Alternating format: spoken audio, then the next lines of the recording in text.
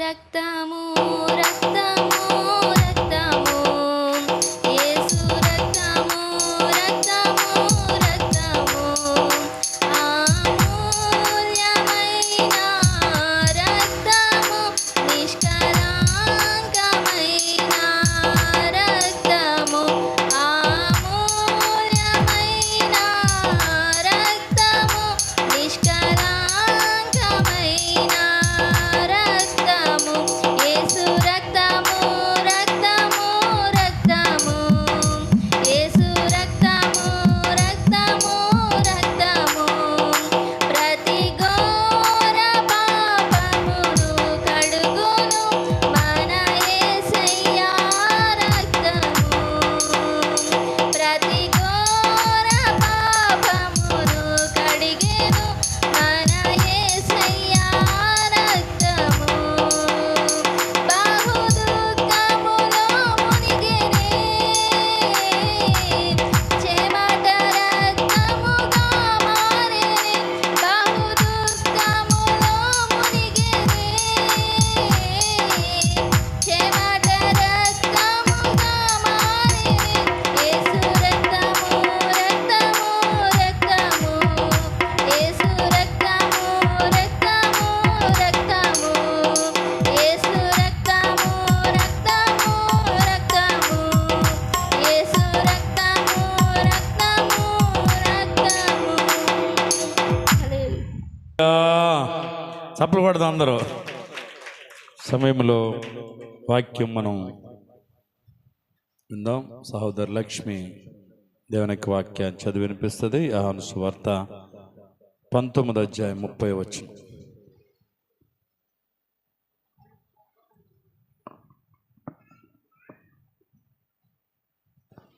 యోహాను సువార్త 19:30 ఈ విధంగా వ్రాయబడి ఉన్నది.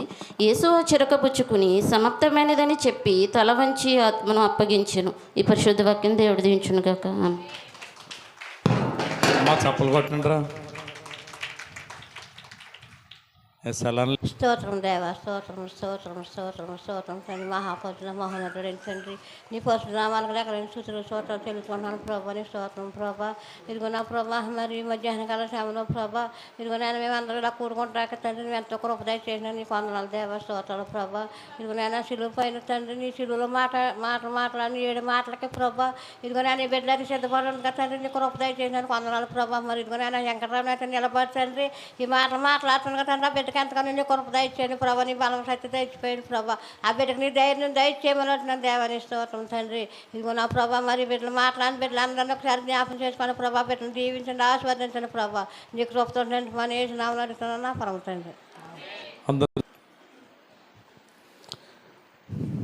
ఈ గుడ్ ఫ్రైడే దినాన కూడొచ్చిన ప్రతి ఒక్కరికి నా హృదయపూర్వక వందనాలు తెలియజేస్తున్నాను. అలాగే అయ్యగారికి కూడా వందనాలు తెలియజేసుకుంటున్నాను.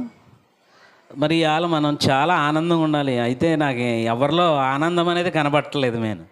అందరూ నీరసంగా కూర్చున్నారు. మనకి చాలా మంచి రోజు. ఆల్రెడీ మనం గుడ్ ఫ్రైడే అని చెప్పుకుంటున్నాం. చాలా మంచి రోజు అని చెప్పుకుంటున్నప్పుడు మనం చాలా సంతోషంగా ఉండాలి. 7 మాటలు కూడా చాలా శ్రద్ధగా వినాలి. కానీ అందరూ నీరసంగా ఉన్నట్టు, ఏదో మనం పోగొట్టుకున్నట్టు. అంటే దేవుడు ఎలాగా మన కోసం ప్రాణం పోగొట్టుకున్నాడు, అది వేరే విషయం. ఇప్పుడు మనం ఏం చేస్తున్నామంటే మన కోసం ఏదో పోగొట్టుకున్నట్టు ఉంది ఇప్పుడు. ఓకేనా? అయితే నేను త్వరగానే ముగిస్తాను, ఎందుకంటే అందరూ కూడా వాడిపోయినట్టుగా పేసులు పెట్టేశారు. నాకే ఇబ్బందిగా ఉంది. అంటే ఓకే, అయితే సిలువలో పడికిన 7 మాటలు ధ్యానిస్తున్నాము. అయితే చనిపోయే ముందు మాట్లాడే మాటలన్నీ కూడా వాస్తవంగా మాట్లాడతారు. మన బౌద్ధికమైన మనిషి చనిపోయేటప్పుడు మనం ఏం ఆశిస్తామంటే ఎక్కడ ఏం దాశాడు, ఏం దాచి ఉంచాడు అనేది ఆ మాటల కోసం మనం ముగ్గురే ఉంటారు. అంటే ఎవరైనా వ్యక్తి తండ్రి చనిపోతే ఆ తండ్రి యొక్క కూతురు కానీ కుమారుడు కానీ ఇద్దరు మాత్రమే ఉంటాడు. కానీ మన యేసుక్రీస్తు ప్రభు యావత్ ప్రపంచానికే 7 మాటలు వినిపించాడు. ఓకే, ఈ 7 మాటల గురించి కూడా బైబిల్లో చాలా అద్భుతంగా గొప్పగా చెప్పబడ్డది. అంటే 7 అనే సంఖ్య అనేది సంపూర్ణ సంఖ్య చెప్పబడింది. ఏడు అనేది ఆశీర్వాదంగా చెప్పండి. 6 దినాలు సృష్టించి 7వ దినాన దేవుడు విశ్రమించాడు, 7వ దినాన్ని కూడా ఆశీర్వదించాడని చెప్పేసి అంటే 7కు అంత విలువ ఉంది. అలాగే ఇజ్రాయేల్ ప్రజలు ఎరుకో గోడ చుట్టూ 7 రోజులు తిరిగి 7వ రోజున మళ్ళీ 7 సార్లు తిరిగిన తర్వాత ఎరుకో గోడ పడిపోవడం అనేది ఉంది. అక్కడ 7కి సాంకేతం. అలాగే అపోస్తుడైన పౌలు గారు 7 సంఘాలకు ఉత్తరాలు రాశాడు. అలాగే ప్రకటన గ్రంథంలో 7 దీపాలు, 7 దేవదూతలను చూస్తాము. అలాగే 7 దీపస్తంభాలు చూస్తాం. అది బైబిల్ చెప్పిన 7 యొక్క ప్రాముఖ్యత. అందుకే ఈ 7 మాటలను కలిపి మనకి బైబిల్ స్కాలర్లు అందరూ ఒక దిక్కున ఏర్పాటు చేసి మనకి ఇచ్చారు. దాన్ని మనం జాగ్రత్తగా ఒక్కొక్క దాన్ని విశదీకరించి దాన్ని మన జీవితాల్లో అన్వసం చేసుకోవడం కోసమే ఈ ప్రతి సంవత్సరం చెప్తున్నారు కదా అదే మాటలని మరి వింటా అలా ఇసుగ్గా కూర్చున్నారో నాకైతే తెలియదు. కానీ ఎప్పటికప్పుడే కొత్తదనంగా వినాలి. ఎప్పటికప్పుడు అంటే మొన్న ఇలాగే చెప్పారా, ఇలాగే చెప్తున్నాను మనం విశదీకరించాలి. అందుకే లేఖనాలు పరిశీలించుకోవాలని చెప్పేది. ఎందుకంటే అందుకే ఉన్నది ఉన్నట్టుగా చెప్తున్నారా లేకపోతే వేరే చెప్తున్నారా అని మనం దాన్ని పరిశీలన చేసుకోవాలి. అదే అయితే 7 మాటల్లో చెప్పబడ్డాయి. 5 మాటలు చెప్పేశారు, 6వ మాట నేను చెప్తున్నాను. అయితే 6వ మాట చెప్పడానికి ఆయన ఎంత కష్టపడ్డాడు అంటే 7 మాటలు చెప్పడానికి కూడా చాలా కష్టపడ్డాడు ఆయన. అంటే మనం ఏదైనా చిన్న దెబ్బ తగిలితేనే చాలా బాధపడిపోతాం మనం అండి, అంతే కదండి. చిన్న దెబ్బకే చాలా అపదెబ్బలు పడిపోతాం. అయితే యేసుక్రీస్తు వారిని గెత్సేమనే తోటలో అరెస్ట్ చేసి గొల్గోతా కొండ దగ్గరికి వచ్చిన కాడ కూడా 5480 దెబ్బలు కొట్టినట్టుగా పరిశోధనలో తేలింది. పరిశోధనలో చెప్పారు మనకి. అయితే ఎన్ని దెబ్బలు 150 దెబ్బలేమో లోపల తలిగాయండి. లోపల తలిగేటప్పుడు ఊపిరితిత్తులకి నీరు వెళ్ళిపోయింది. నీరు శరీరంలో అసలే 6.5 లీటర్ ఉంటుంది మన శరీరంలో. బ్లడ్ అనేది 6 లీటర్లు ఉంటుంది. 6.5 నుంచి 7 కూడా ఉండొచ్చు. అంటే శక్తిని బట్టి బలాన్ని బట్టి ఉంటుంది. అది మన తినే తిండిని బట్టి కూడా ఉంటుంది బ్లడ్ అనేది. కాబట్టి ఆ రక్తం అంతా కారిపోయింది. కారిపోయిన తర్వాత ఆయన సిలువేశారు. సిలువేసిన తర్వాత ఆయన ఎలా మాట్లాడుతున్నాడని మనం ఒకసారి చూస్తే ఆయన ప్రతి మాట ఏం చేసుకున్నాడంటే ఊపిరిని తెచ్చుకుని మాట్లాడుతున్నాడు. ఆయన చనిపోబోతున్నాడు, మాటలు రావట్లేదు అని ఏం చేస్తున్నాడంటే ఊపిరి అంటే మనం మడి ఎత్తుతాం చూడండి, బొట్టనీళ్ళు ఎత్తుతాం చూడండి, ఆ విధంగా అలా ఎత్తుతూ ఆయన మాట్లాడుతున్నాడండి. ఆ విధంగా ఊపిరి తెచ్చుకుని ఆయన పలికిన మాటలు ఇవన్నీ మనం ఏదో యేసుక్రీస్తు వారు పలికేశారు, అక్కడ ఆయన శక్తిమంతుడు కాబట్టి పలికాడని చాలామంది అనుకుంటారు. కానీ అక్కడ ఆల్మోస్ట్ ప్రాణం అనేది పోయినట్లు లెక్క అయింది. అయినప్పటికీ ఆయన ఏం చేస్తున్నాడు అంటే ఎప్పుడైతే ఊపిరి బిగబడుతుందో మనం చూడండి, ఊపిరి బిగడేటప్పుడు ఎగ ఊపిరి దిగి ఊపిరికి ఉండి చాలా అపతిపాలు పడిపోతాం. అలాగే ఆయన అంత 5 అంగుళాల 5 అడుగుల 11 అంగుళాల ఉన్న మనిషి ఏం చేస్తున్నాడంటే బొట్టనవేళ్ళ మీద నుంచి అలా ఊపిరి తెచ్చుకుని మాట్లాడుతున్న మాటలు ఎవరి కోసం మాట్లాడుతున్నాడండి? ఈ మాటలన్నీ మన కోసం మాట్లాడుతున్నాడు ఆయన. అర్థమవుతుందండి? మన యావత్ ప్రపంచానికి ఒకరికి కాదు ఇద్దరికి కాదు ఆయన మాట్లాడే మాటలు. కాబట్టి ఆల్రెడీ తండ్రి చెప్పే ఉంటాడు ఆయనకి. ఏమని చెప్పి ఉంటాడు? యేసుక్రీస్తుని భూమి మీదగా పంపించేటప్పుడు ఆయన ఖచ్చితంగా చెప్తాడు. ఎవరైనా మనం అంతే కదండి, మన పిల్లవాడిని మనం ఎక్కడైనా పంపించాను ఏం చేయాలి ఏంటనేది మనం చెప్తాం. ఒక కొట్టు దగ్గరికి వెళ్ళాలన్నా ఇంకో దగ్గరికి వెళ్ళాలన్నా ఇలాగ వెళ్ళి బాబు అలాగని చెప్తాం. అలాగే తండ్రి అయిన దేవుడు కూడా కుమారుని భూలోకానికి పంపించినప్పుడు ఖచ్చితంగా అన్నీ చెప్పుంటాడు. కానీ అన్నిటికి యేసుక్రీస్తు వారు అంగీకరించాడంటారని అంగీకరించాడంటారా? అంగీకరించాడు, ఖచ్చితంగా అంగీకరించాడు కదండి. అంగీకరించే ఈ భూమి మీదకి ఆయన వచ్చాడు. ఆయన భూమి మీదకి వచ్చాడు. అయితే మనం ఇక్కడ గమనించవలసిన విషయం ఏంటంటే అన్నీ చెప్పినప్పుడు మరి ఎందుకు ఆయన తండ్రిని అడిగాడు, నీ చిత్తమైతే ఈ గిన్నె నా నుండి తొలగించని ఎందుకు అన్నాడంటే ఎంతో కొంత ప్రాణం మీద మానవ శరీరాన్ని ధరించుకున్నాడు కాబట్టి ఖచ్చితంగా ప్రాణం మీద ఆశ అనేది ఉంటుందండి.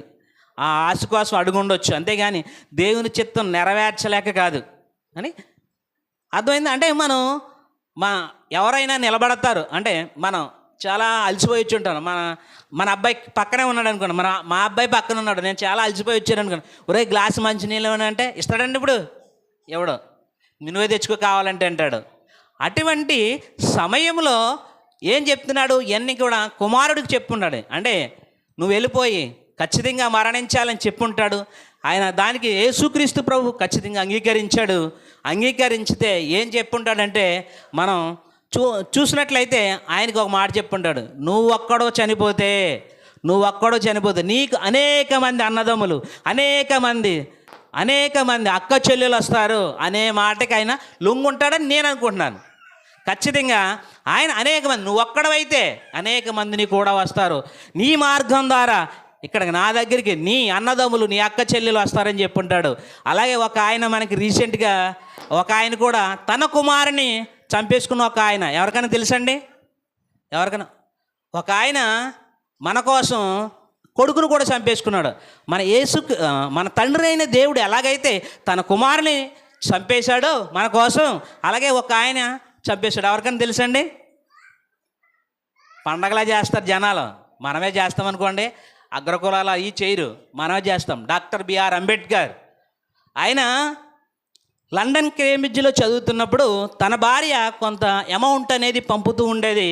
ఎలాగైనా నా జాతిని అంతరించిపోకూడదు, నా జాతిని ఎవరు ఇలా చులకనగా చూడకూడదు, చదువు ఒకటే అగ్రస్థానంలో నిలుపుతుంది, ఎవడో చదవనంతగా నేను చదవాలి అని చెప్పి పట్టుదలతో ఆయన చదువుకున్నాడు. దానికి గాను కొంత అమౌంట్ అనేది అవసరమై ఉంది. ఆ అమౌంట్ ఏమవుతుందంటే భార్య నెల పంపుతుంది. నెల పంపుతున్నప్పుడు తన కుమారుడు ఒకసారి విషజ్వరానికి లోనవుతూ ఉంటే ఆయనకి ఎంత అమౌంట్ అయితే, అంటే అప్పట్లో 300 అంటే చాలా ఎక్కువ అండి, ఎంత అమౌంట్ అయితే ఆయనకి పంపించాలో అంత అమౌంట్ కుర్రవాడికి ఖర్చు అవుతుందని భార్య చెప్పింది, ఉత్తరం రాసింది. అప్పుడు ఏమైనా నిర్ణయించుకున్నాడంటే ఆయన చనిపోతే నా కొడుకే చనిపోతాడు, కానీ యావత్ నా జాతి అంతా నిలబడతాదని చెప్పేసి తను ఏమన్నాడంటే ఆ డబ్బులు నాకే పంపించన్నాడు. అలాగే యేసు క్రీస్తును కూడా ఏం చేశాడంటే మన తండ్రి అయిన దేవుడు మన పాపముల కొరకు మన అపరాధముల కొరకు పంపించాడు. అయితే 6వ మాట నుంచి మనం నేర్చుకోవాల్సిన విషయం ఏంటంటే, 6వ మాట చూడండి, యేసు ఆ చెరక పుచ్చుకొని సమాప్తమైందని చెప్పి తల వంచి ఆత్మను అప్పగించుకొనెను అన్నాడు. అంటే మనం ఇక్కడ దాకా 5 మాటలు మనం చూసినట్లయితే గ్యాప్ ఇచ్చి మనం మాట్లాడినట్టుగా మనం చూడొచ్చు. కానీ 6కి 7కి ఎంతో గ్యాప్ లేదండి. వెంటనే ఆ 2 మాటలు పడికినట్టుగా మనం లేఖనం చెప్తుంది. అంటే సమాప్తమైంది. ఏమి సమాప్తమైంది అంటే నేను సమాప్తమైన అని చెప్తున్నాడా అంటే నేను అనేది అక్కడ వాడలేదండి. ఏమంటున్నాడు? యేసు ఆ చిరక పుచ్చుకొని సమాప్తమైందని చెప్తున్నాడు. ఐ యామ్ ఫినిషర్ లేదండి, ఇట్ ఈజ్ ఫినిష్ అన్నాడు. అంటే ఇది పూర్తయింది. ఏంటిది అని మనం చూసినట్లయితే